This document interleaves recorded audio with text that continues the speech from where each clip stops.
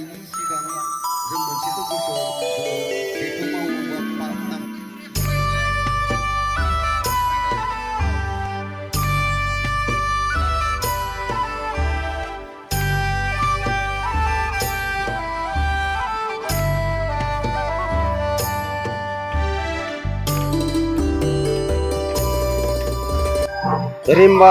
Alamari Bathau Fourbo Faलिथाय आफादा जिसेथि गोथार बाथौ बे 6 दिननि हाबाफारि लानानै जोङो दाख्लै 27 जानुवारिनिफ्राय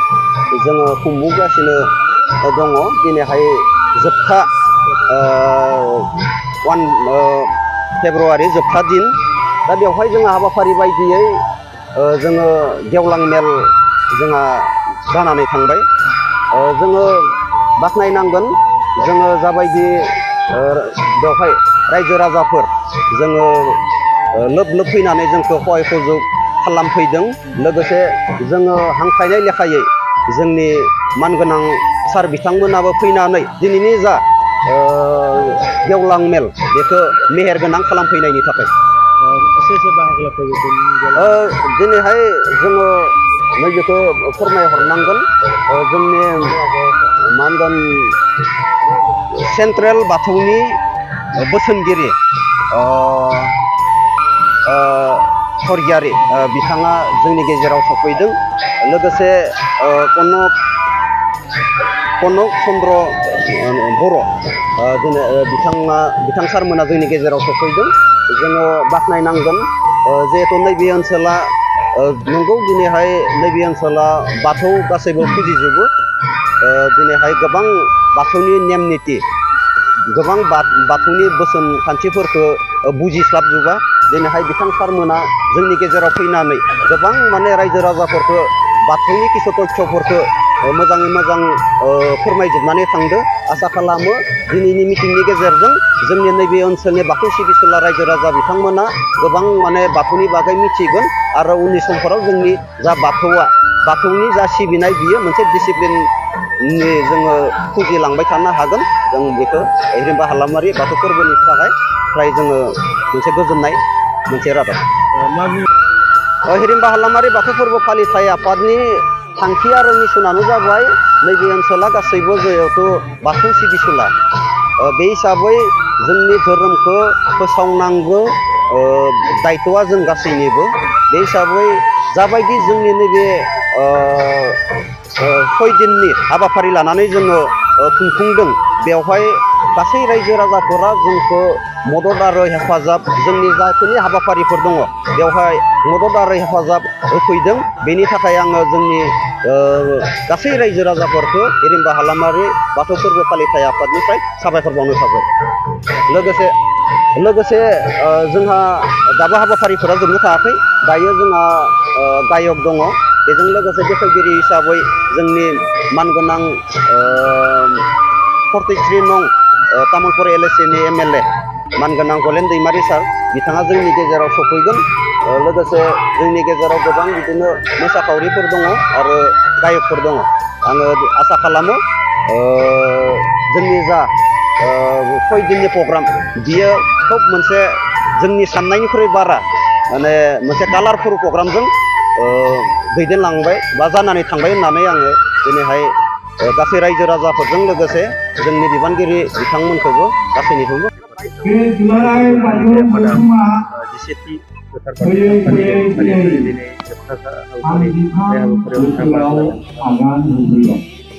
खुलुमनाय थाबाय। बे हिरिम्बा हालामारि बाथौ सान गोथार बाथौ सान फोरबो फालिनाय बे मेलाव नुजाफैना गोजोननाय मोनबाय। दाखालि 27 जानुवारिनिफ्राय जागायनानै साननै सानथामनि हाबाफारिजों गोथार बाथौ सानखौ दाब दाब जायगायाव फालिदों आरो खायसे जायगायाव सानथाम सानब्रै सानबा 6 सान बेबायदि हाबाफारि लाना बाथौ मेलाबो खुंदों। दा नैबे हिरिम्बा बाथौ थानसालियाव बेहाय सान 6 साननि थाखाय बे मेला लोगोसे गोथार बाथौ सान फालिनाय हाबाफारि लाना रायजो राजाखौ बाथौनि सोमोन्दै साग्रिद खालामनो सांग्रां खालामनो नाजादों जोबोद बाख्नायथाव मोजां जादों आरो मोनसे आब्रुथिया मोजां जादों मोनसेल' बुंनांगौ बाथ्राया जोंनि रायजो राजाया जेरैबायदि बाहागो लानायखौ नुनो नांगौमोन नुवाखै हयथ' जानो हागौ बे सानथाम सानब्रैसोआ फैनायनि उनाव दिनै खम जादों जियानो जा थेवबो बेनि गेजेरजों जोंनि रायजो राजाफोरनि गेजेराव बाथौनि सोमोन्दै एसे साग्रिद खालामनो नाजानाया लोगोसे फैनानै मोजां मोनदों मा बेहाय जोंनि दैदेनगिरिफोरा बांसिनानो लाइमोन बैसोनि बिथांमोना बे धोरोमनि बायदि मोनसे आयदाखौ लानानै जे सिगांबोदों आरो रायजो राजानि गेजेराव गियान होनो नाजादों बाथौ सोमोन्दै जोबोद मोजां जादों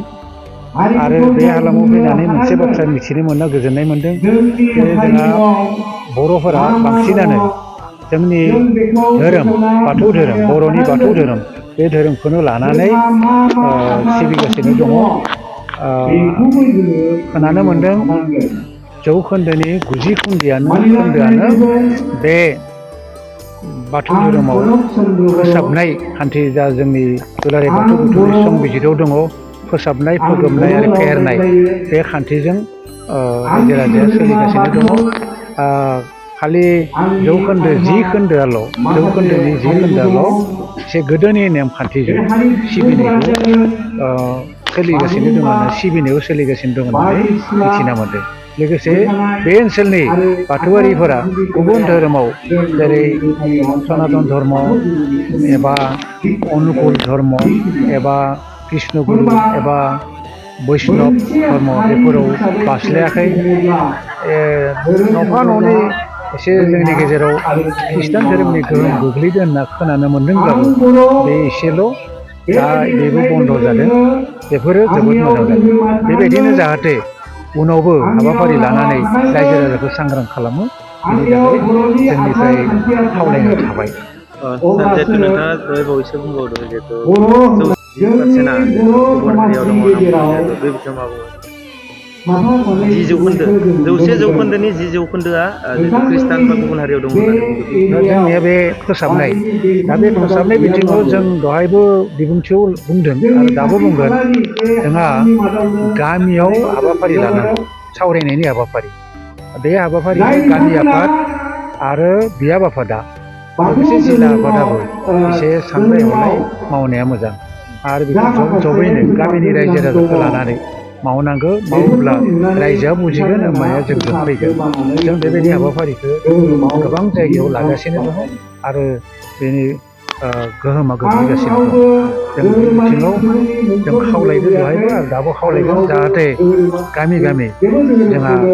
बियाब आफादानो जा गामि आफादानो जा सावरायमेल लायो सांग्रांथिनि सावरायमेल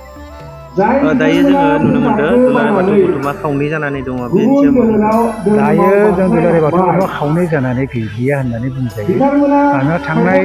थेलामारानि जुथुमाव जोंहा जा खावसेया जोंनिफ्राय गोजान जाना दङमोन बिथांमोना फैबाय खालि सानैसो दैदेनगिरि दा मा आं नामखौ मुंख'लिया जोंनिया आसि बिजौआव दङ साब्रै साबा बिथांमोना गावसोरखौनो बे बिथुङाव दङ होननानै बुंनानै रायजो राजाखौ एसे गुले गुले खालामनो नाजागासिनो दं जोंथ' नुनायाव रायजो राजाया सफैबाय जेरै जिल्ला हिसाबै बरपेटा जिल्ला बजालि जिल्ला आरो मानास सेरफां बाक्सा जिल्ला बिथांमोनाबो जोंजों मोजां फैबाय बेनिखायनो मिजिंथिदों जोंनिया बे खौसेथिजों आरो लोगोसे जोंनिया गुरुखान्थिजों सोलिनाय माखासे हानजा दङ आफाद होनना बुंसे हानजा मोनसे ग्रुप आरो बे ग्रुपफोराबो जोंजों सावरायगासिनो खौसे जानायनि बाथ्रा दा जोंनिया धोरोमाथ' एखे बाथौआरिया बे आसार खान्थियाव आरो गुरु खान्थि मानिनायाव एसे फाराग जाना दं आरो बिथांमोनहाबो जों बजबनो थाखाय नाजागासिनो दं